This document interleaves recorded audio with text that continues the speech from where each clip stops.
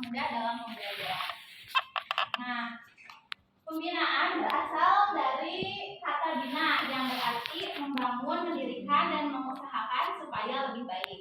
Sedangkan secara istilah, pembinaan yaitu suatu proses, cara, dan usaha yang dilakukan secara efisien dan efektif untuk memperoleh hasil yang lebih baik.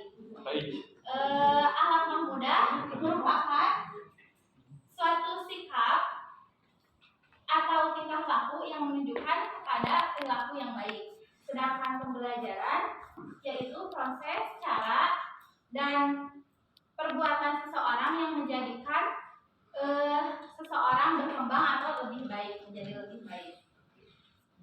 Nah, pembinaan akhlak mahmudah dalam pembelajaran dapat diartikan sebagai suatu tindakan atau usaha dan kegiatan yang dilakukan dalam rangka mengembangkan akhlak siswa agar mempunyai akhlak yang lebih baik. Jadi pada hakikatnya manusia itu dinilainya bukan karena apa yang dia punya ya, tetapi karena apa yang diperbuatnya gitu. Adapun pembinaan dalam pembelajaran secara garis besar terbagi menjadi dua.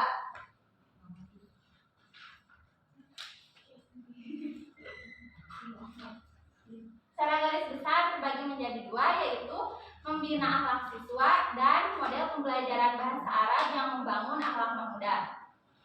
Apa sih membina akhlak siswa itu? Nah, membina sama dengan pembinaan berasal dari kata bina yang berarti membangun dan mengusahakan supaya lebih baik. Sedangkan akhlak yaitu budi pekerti atau kelakuan.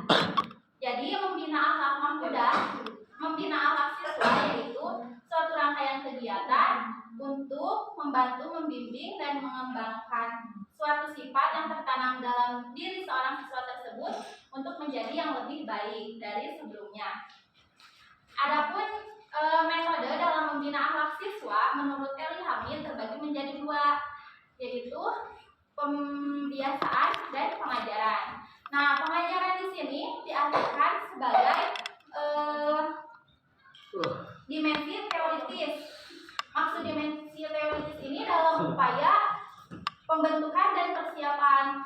Sedangkan yang kedua yaitu metode pembiasaan. Metode pembiasaan ini diartikan sebagai teoritis dalam upaya pembentukan dan persiapan. Jadi yang tadi itu salah ya. Pengajaran itu dalam upaya perbaikan dan pendidikan, sedangkan pembiasaan itu dalam upaya pembentukan dan persiapan. Nah, secara rinci metode membina akhlak siswa terbagi menjadi 5.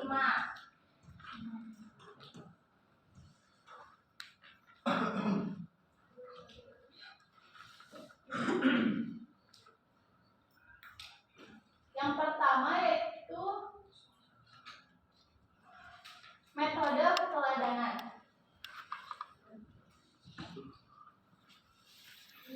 Metode keteladanan atau suka disebut suri tauladan. Suatu tingkah laku tentu menjadikan cerminan atau tolak ukur bagi setiap orang untuk mengikutinya. Jadi sebagai seorang guru atau orang tua, pokoknya pendidik gitu, harus menunjukkan kepada anaknya tuh atau kepada siswanya tuh perilaku yang baik, yang bisa diikuti gitu. Sebagaimana Allah Subhanahu wa taala menerangkan dalam surat Al-Ahzab ayat 21, A'udzubillahi minasyaitonir rajim. Bismillahirrahmanirrahim. Laqad kana lakum fi Rasulillahi uswatun hasanah. Yang artinya sungguh dalam diri Rasulullah terdapat suri tauladan yang baik.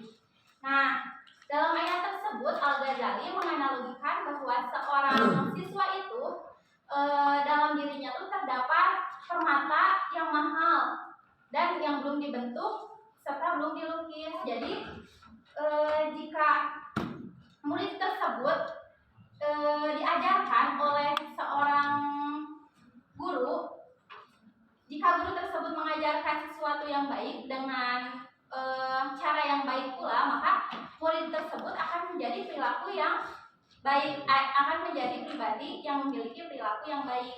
Begitu pula sebaliknya, jika guru tersebut mengabaikan siswa, maka siswa tersebut akan memiliki perilaku yang buruk. Yang kedua yaitu metode pembiasaan. Siswa dibiasakan untuk melakukan hal-hal yang baik. Contoh hal-hal yang baik itu seperti membersihkan kelas ya. Nah, guru itu mengajak siswa untuk hidup bersih dan membuang sampah pada tempatnya. Bila mana seorang murid tersebut melanggar atau membuang sampah sembarangan, maka guru tersebut akan menghukum murid. Dari situ, dengan sikap guru yang seperti itu, maka siswa akan menjadikan membuang sampah pada tempatnya itu suatu kebiasaan. Karena awalnya tuh dari takut dihukum, terus nanti jadi kebiasaan gitu. Pada hakikatnya bisa karena terbiasa karena terpaksa, dan terpaksa itu karena ingin bisa. Nah, yang ketiga yaitu metode nasihat. Allah Subhanahu wa taala berfirman dalam Al-Qur'an surat Al-Asr ayat 3. A'udzubillahi minasyaitonirrajim. Bismillahirrahmanirrahim. Illal ladzina amanu wa 'amilus sholihati wa tawassaw bil haqqi wa tawassaw bis sabr. Yang artinya, kecuali orang-orang yang beriman dan mengerjakan kebajikan serta saling menasihati untuk kebenaran dan saling menasihati untuk kesabaran. Jadi nasihat bisa diartikan sebagai penjelasan tentang kebenaran untuk membenarkan perilaku siswa yang kurang baik gitu.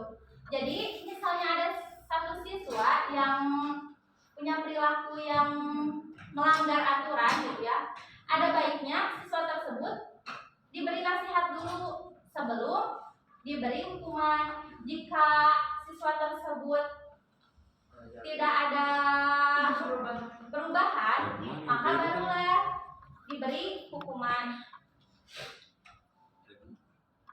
Menurut Al-Ghazali menjelaskan dalam Ayyuhal Walid, memberi nasihat itu mudah, yang sulit itu menerimanya. Karena nasihat kepada orang yang memiliki atau yang menuruti hawa nafsunya itu perkara yang pahit. Karena orang yang memiliki hawa nafsu sukanya tuh sesuatu yang salah gitu, gak suka sesuatu yang benar.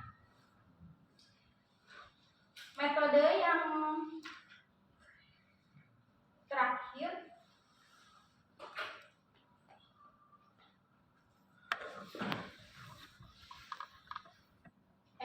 metode yang keempat yaitu metode cerita. Metode cerita ini sangat penting ya untuk anak-anak gitu, soalnya karena bercerita anak tersebut tuh merasakan apa yang ada di cerita tersebut. Jadi seakan-akan anak tersebut menjadi tokoh yang ada di dalam cerita tersebut. Jadi dari cerita yang baik bisa mengaplikasikan kepada kehidupan sehari-hari gitu. Jadi cerita itu sangat mudah untuk dipelajari bagi anak-anak. Yang metode terakhir yaitu metode hukuman dan ganjaran.